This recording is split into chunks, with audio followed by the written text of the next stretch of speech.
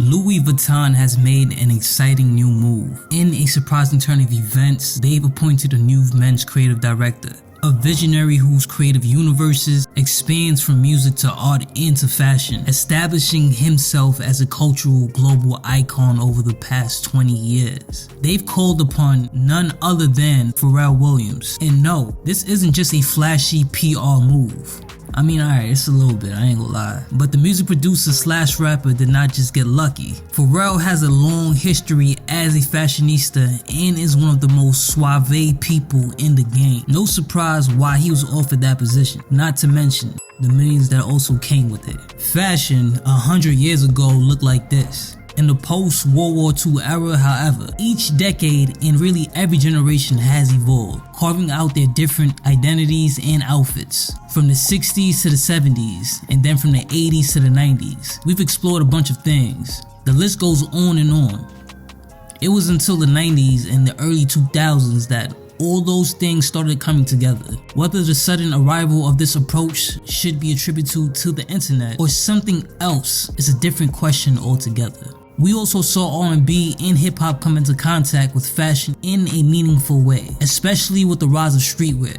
It is here that we find the subject of our video, Pharrell emerging as a unique voice. In the early 2000s, Pharrell was already turning heads with his bold fashion choices, combining high fashion with streetwear. By melding the two different ends of the spectrum, he was able to carve out an eccentric style, turning him into a true icon. His first major collaboration arrived during the mid-2000s. He began collaborating with Japanese fashion designer and record producer Nigo on his brand of Bathing Ape. I mean, recently we just did a video as well with Travis Scott and his brand deals, and of course we talked a little bit about Bape and how it connected and was, I'll say, the right direction and the right lane in which Travis Scott brand is as well. But Nigo did create Bape, and he was responsible for hyping up the Japanese brand in the West. The two went on to release clothing and accessory lines under the label Billionaire's Boys Club, later adding ice cream to the roster. For those who don't know, these might just be the most influential names in streetwear history. The Japanese streetwear icon also created Human Made, and in 2014, Pharrell became the co-owner of the brand. The vintage-inspired, nostalgia-driven, retro-themed designs of the brand, as well as the eco-friendly, high-quality craftsmanship, boasted well for the rapper-producer. In 2014, it was an important year for Pharrell fashion ambitions, and not just because of Human Made. He also started working with Adidas, and it quickly turned out to be a great match. He worked with the footwear brand on a number of notable sneakers like Adidas Tennis Hoop and Adidas Original Superstars. And let's not forget about Adidas NMD Human Race. Another company that proven to be a match made in heaven was the Dutch denim brand G-Star Raw. Committed to eco-friendly practices, the company welcomed the rapper on board and as a co-owner in 2016. Pharrell went on to design and curate collections for the brand, including Elwood X25 and G-Star Raw for the oceans, bringing attention to the company's environmental friendly outlook.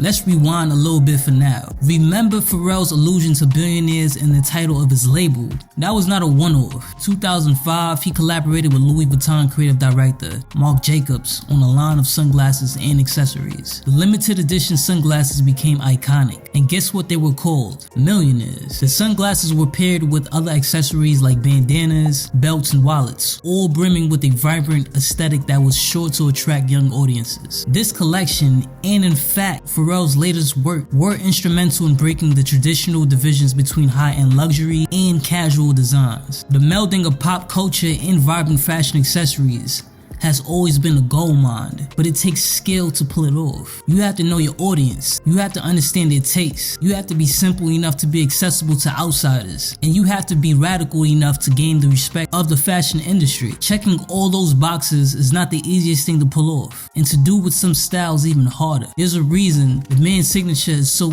easily recognizable. He's a pioneer in a real sense of the word. You see him on stage and you know they ain't a cooler cat in sight, yeah. And there's an important issue to discuss here. The reason this man is so revered is because he redefined masculine expression. And in fashion, just like Virgil, who was inside the Louis Vuitton seat before him, he is the company of men who are not afraid of pushing against the fine gender norms. There's a reason male fashion has gone from upright, closed off, informal to casual, easygoing and fun. It's because of people like this man, hollering at us to clap along if you feel like happiness is the truth. Before occupying the position at Louis Vuitton, he also had the honor of being named the brand ambassador of Chanel in 2019. The French brand mostly appoints female ambassadors, but when you have that chance to work with someone as influential as Pharrell, it doesn't hurt to break a rule or two, right? Along with diversifying the brand's image, the move also helps send an important message about gender fluidity and inclusivity. The record producer and fashion designer might just be looking to win up his audience on his latest collaboration with Louis Vuitton. His fall/winter 2024 collection had some appropriate nods to hip-hop culture. And who graced the stage of his Louis Vuitton debut show in Paris? Aside from Rihanna, Lewis Hamilton, LeBron James, Beyonce, I mean, come on.